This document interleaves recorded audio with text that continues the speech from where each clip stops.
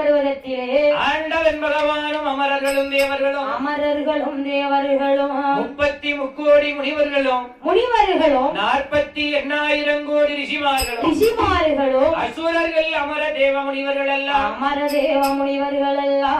ஆதிவள்ளி கைலேங்கிரி மாமலையிலே கொலுவிருக்க அசுரர்களும் தேவர்களும் ஒருவர் காதுக்குள்ளே ஒருவர் ரகசியம் பேசுகிறார்கள்.